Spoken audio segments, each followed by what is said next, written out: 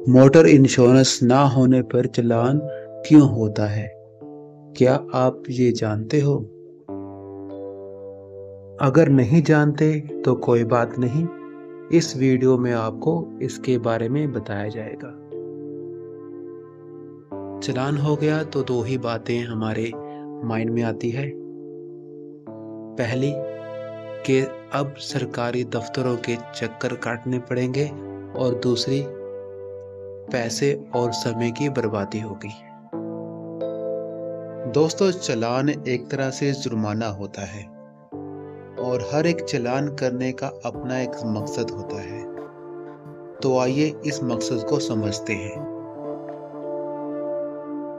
हालांकि बहुत से लोग चालान को सरकार की आमदनी समझते हैं, पर असल में ऐसा है नहीं।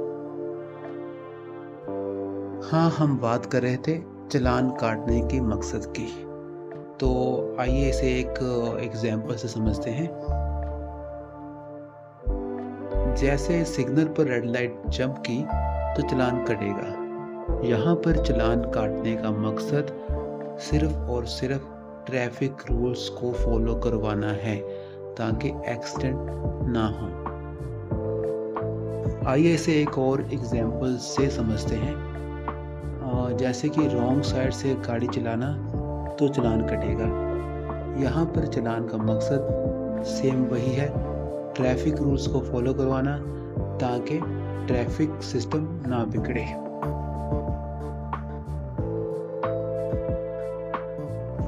तो दोस्तों, ज़्यादातर चालान काटने का मकसद ट्रैफिक रूल्स को फॉलो करवाना होता है, ताकि एक्सीडेंट ना हो और हम खुद बचें और दूसरों को बचाएं। पर मोटर इंश्योरेंस ना होने पर ट्रैफिक पुलिस के चालान काटने का मकसद क्या है? आइए ये अब हम जानते हैं, और यही बताना इस वीडियो का मकसद है। मोटर इंश्योरेंस ना होने पर चालान काटने का मकसद, इसका मकसद है आपको फाइनेंशियल लॉस से बचाना।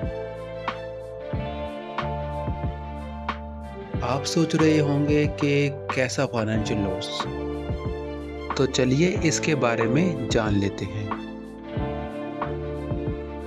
एक्सीडेंट से हम खुद बचें और दूसरों को बचाएं। बहुत से ट्रैफिक रूल्स इसीलिए बनाए जाते हैं,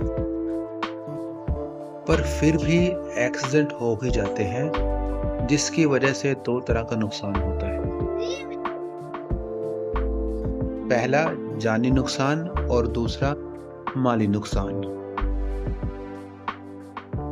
और अगर ये जानी और माली नुकसान किसी तीसरे आदमी का हो, तो किसी तीसरे इंसान का जानी नुकसान होने पर मुआवजा भी देना पड़ सकता है, और माली यानी कि किसी की संपत्ति का नुकसान होने पर भरपाई भी करनी पड़ सकती है।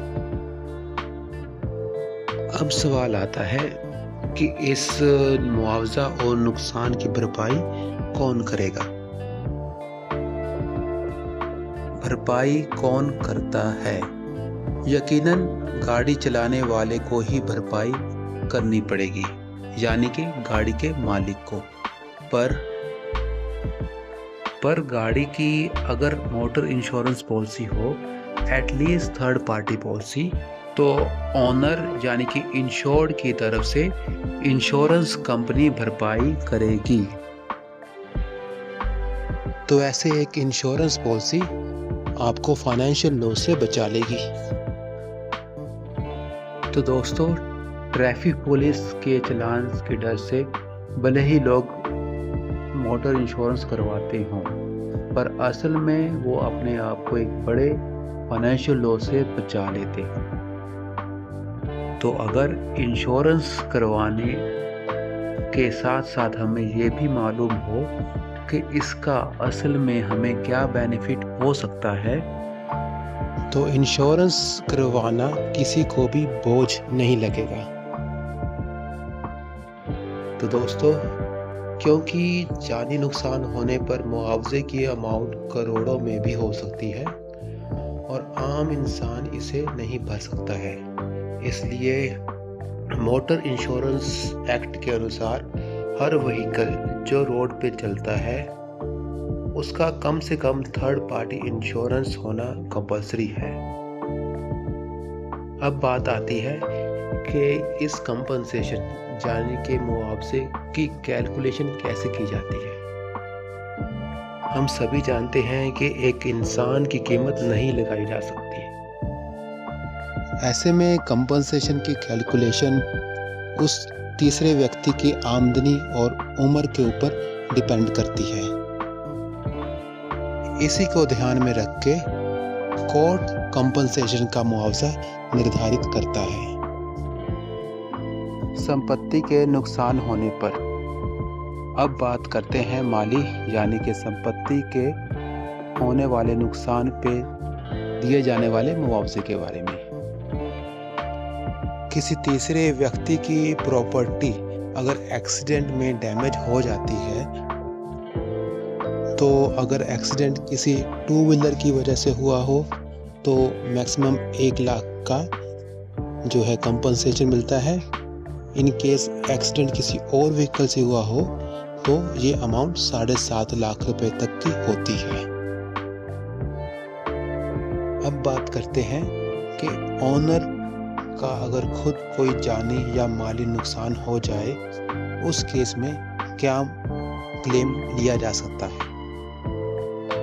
अपनी गाड़ी को कवर कराने के लिए on damage cover motor insurance policy में लिया जाता है। ये कंपलसरी नहीं होता,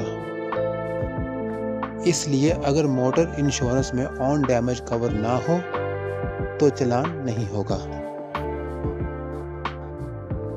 दोस्तों, कई लोग सोचते हैं कि हमारा तो एक्सीडेंट होगा ही नहीं। उनका मानना है कि वो ड्राइविंग करने में इतने एक्सपर्ट हैं कि एक्सीडेंट कर ही नहीं सकते। पर वो लोग भूल जाते हैं कि गाड़ी एक मशीन है जिसमें टेक्निकल फॉल्ट आने की वजह से भी एक्सीडेंट हो सकता है और किसी दूसरे की लापरवाही से भी एक्सीडेंट हो सकता है। इसके बारे में हमें भूलना नहीं चाहिए।